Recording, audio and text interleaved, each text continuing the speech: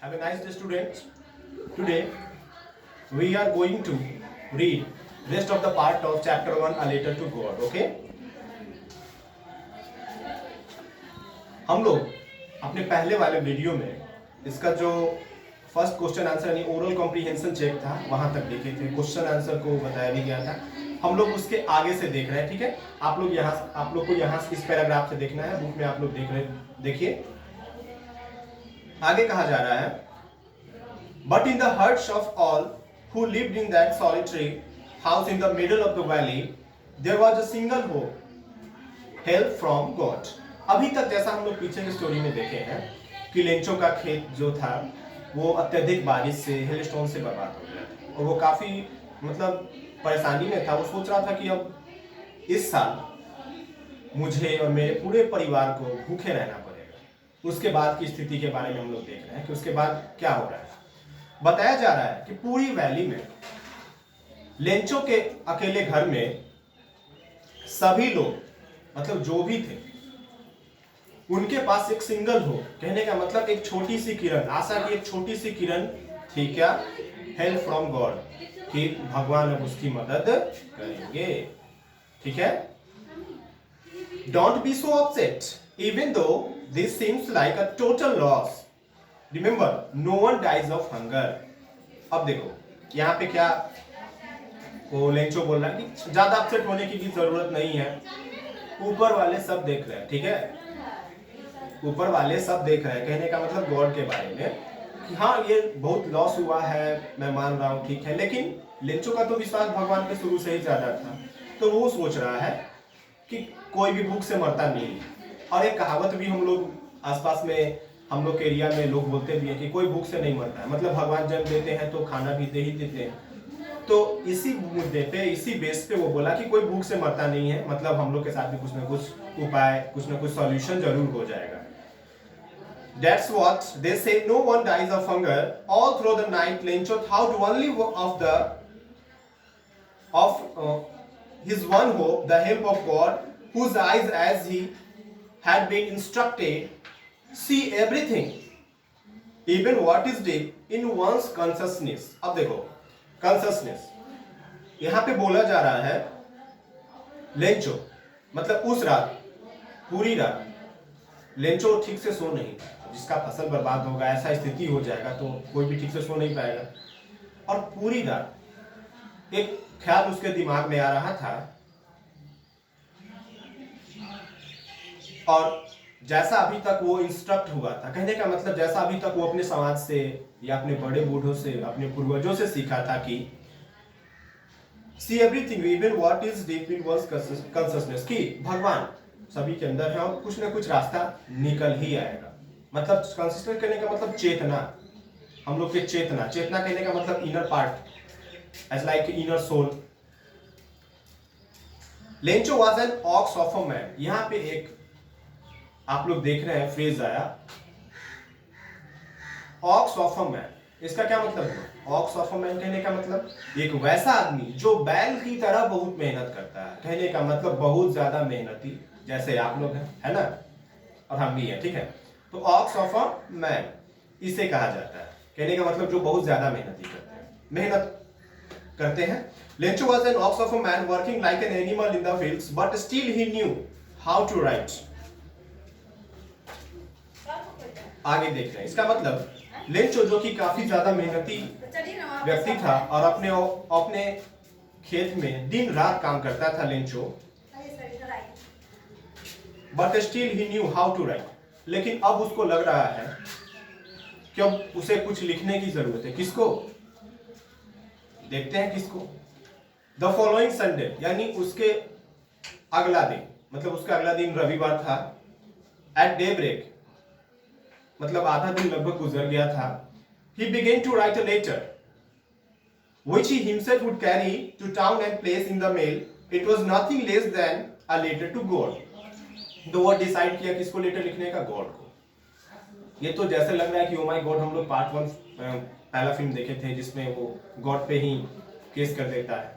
तो यहाँ पे चलो केस नहीं हो रहा है, लेंचो गॉड को लेटर लिखने के लिए सोच रहा है, लिखना शुरू किया। लेटर लिखा और वो खुद ही उसको लेके गया, ठीक है। जहां पे हम लोग कोई भी अपना लेटर भेजने के लिए जाते हैं ना, कहाँ जाते हैं, पोस्ट ऑफिस जाते हैं, तो वो वहां गया खुद ही। God he wrote if you don't help me my family and I will go hungry this year. और वो उसमें लिखता क्या, वो लिखता है गॉड, ईश्वर, यदि आप मेरी मदद नहीं करते हैं तो इस पूरे साल मुझे और मेरे परिवार को भूखा रहना पड़ेगा। I need 100 pesos in order to sow my field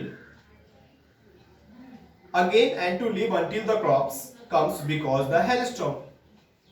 वहां और उसने ये भी लिखा कि कैसे हेलस्टॉर्म की वजह से उसकी सारी फसल बर्बाद हो गई, इसलिए मुझे अपने फसल को फिर से सो मतलब फिर से बोने के लिए, फिर से उगाने के लिए, और जब तक उगते नहीं है मतलब उगने के बाद कटेंगे तभी तो पैसे होंगे, तब तक मुझे और मेरे परिवार के खर्च, राशन के लिए जो खर्च चाहिए वो सब मिला जुला के मुझे 100 पेसोस चाहिए। पेसोस क्या होता है, जैसे हम लोग का यहाँ पे मुद्रा क्या है, रुपए, रुपए में रुपए मुद्रा है, जैसे कि अब मान लो 5 रुपया, तो 5 रुपया भी बोलते हैं, लेकिन उसको हम लोग मनी भी तो बोलते हैं। कितना मनी है तुम्हारे पास, कहने का मतलब ये फ्रेंच, और यहाँ इसमें बोला जा रहा है फ्रेंच का मुद्रा के बारे में, जो सेंट होता है, जैसा शुरू में बताया गया था।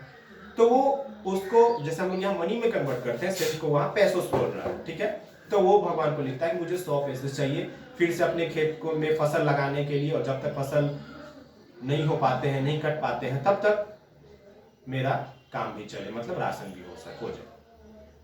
He wrote to God on the envelope, put the letter inside, and still troubled went to town. At the post office, he placed a stamp on the letter and dropped it into the mailbox.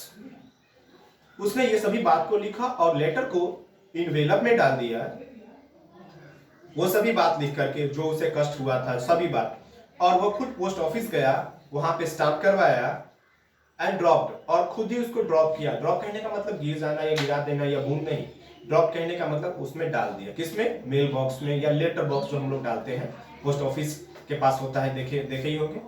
तो वो खुद ही letter को उसमें डाल दिया। कौन, Lencho. आगे देखते हैं। One of the employees who was a postman and also helped at the post office went to his boss laughing heartily and showed him the letter to God। अब जो एम्प्लॉइज होता है, एम्प्लॉय कहने का मतलब कहीं पे कोई काम करने वाला व्यक्ति होता है, तो पोस्ट ऑफिस में भी कुछ लोग काम करते हैं, तो जो पोस्टमैन होता है और जो लेटर को मतलब छांटते हैं, उसको हम लोग सॉर्टिंग असिस्टेंट भी बोलते हैं। पोस्ट ऑफिस में ऐसा पोस्ट होता है तो सॉर्टिंग असिस्टेंट बोलते हैं। तो उसी प्रकार का कोई कर्मचारी आया, वो तो लेटर सब निकाल रहा था, तो सभी लेटर को निकालने क्रम में ये भी निकाला, और इस लेटर को वो देखा कि इसे कहाँ भेजना है, गॉड के पास भेजना है।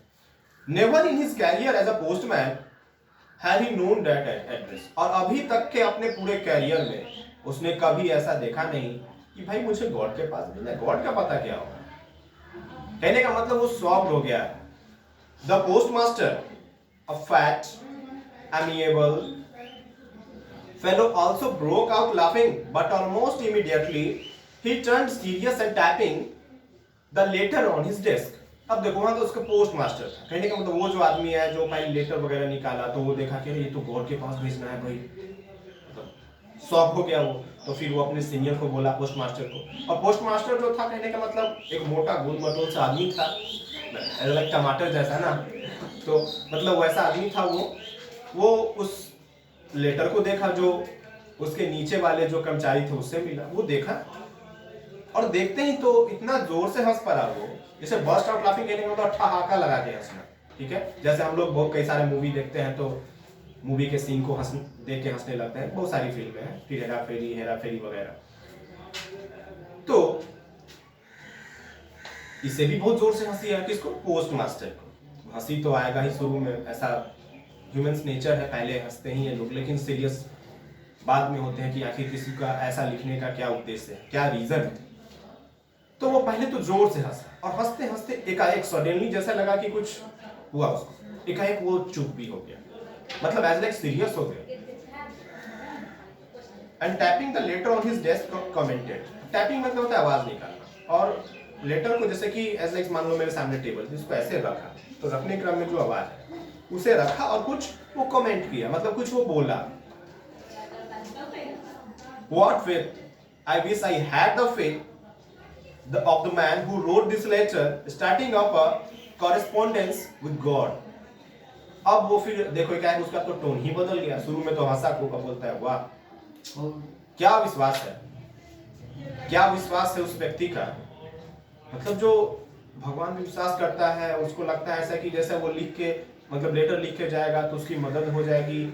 और यहाँ पे एक वर्ड आ रहा है कॉरेस्पॉन्डेंस। कॉरेस्पॉन्डेंस कहने का मतलब होता है एज लाइक कम्युनिकेशन। जैसे हम लोग अभी आपस में कम्युनिकेशन कर रहे हैं, तो उसने भगवान से बात करने के लिए वे चुना, कॉरेस्पॉन्डेंस वे। कहने का मतलब लेटर के माध्यम से। मतलब यहाँ पे वो सोचा कि इस आदमी मतलब कितना इनोसेंट आदमी है, कितना ईमानदार आदमी है। मतलब वो भगवान पे विश्वास करता है और अपनी सारी समस्या माना। So in order not to shake the writer's faith in God, the postmaster came up with an idea, answer the letter. But when he opened it, it was evident that to answer it, he needed something more than goodwill, ink and paper. तो postmaster सोचता है, अच्छा एक काम करता हूँ, एक idea उसके पास आता है। क्या आइडिया आता है कि मतलब वो जो कोई लेटर भेजा है, मतलब इसका विश्वास भगवान पे बहुत ज्यादा है, तो हम क्यों ना ऐसा काम करते हैं कि इसका विश्वास भगवान पे बना रहे।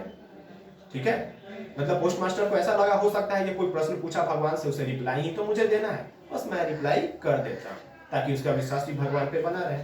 लेकिन जैसे उसने लेटर को खोल के देखा और उसमें जो समस्या लिखा गया था उसको देखा, समस्या क्या चीज का था, वो तो 100 पैसे के लिए भगवान से के पास लेटर लिखा था क्योंकि फसल बर्बाद हो गया था उसका। फिर जब ये देखा कि नहीं, मेरे केवल लिखने भर से उसका समस्या नहीं होगा बल्कि मुझे 100 पैसे देने पड़ेंगे।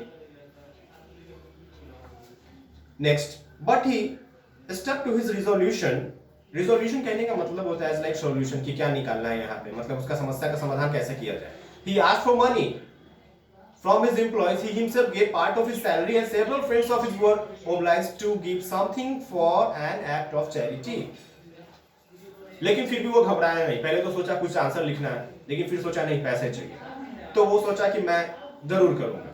ये चैरिटी है, कहने का मतलब अच्छे कामों में दिया गया जो पैसा हम लोग देते हैं उसे हम लोग चैरिटी बोलते हैं, जिससे किसी का भला होता है।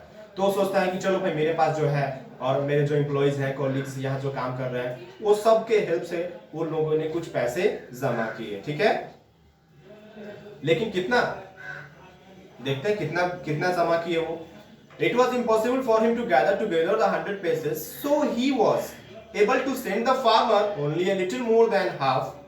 He put the money in an envelope, addressed to Lencho, and with it a letter containing only a single word as the signature God. अब देखो, मतलब वो तो 100 पेसेस के लिए वहां पे लिखा था, लेकिन क्या ये किसी के पास 100 पेसेस आना आसान नहीं। उसे क्या पता था कि आज कोई लेटर आएगा, मुझे काम होगा, मुझे उसे देना पड़ेगा। तो वो अपने जो वहां पे एम्प्लॉइज काम करते थे वो सब मिला करके उसके आधे अमाउंट से ज्यादा, मतलब वो तो 100 मांगा था और आधा मतलब 50 हुआ, तो 50 से कुछ ज्यादा, वो यहाँ पे एग्जैक्ट मेंशन नहीं है, उससे कुछ ज्यादा अमाउंट वो जमा किया उसको देने के लिए। और वो लोग समझे कि ये चलो भाई हम लोग कुछ पुण्य का भी काम कर लेते हैं, मतलब उसकी मदद कर देते हैं।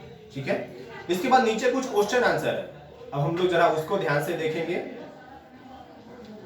फर्स्ट क्वेश्चन, हु और what did Lencho have faith in, what did he do. Question number 1 है हु और what did Lencho have faith in. Lencho का विश्वास किसमें था विश्वास?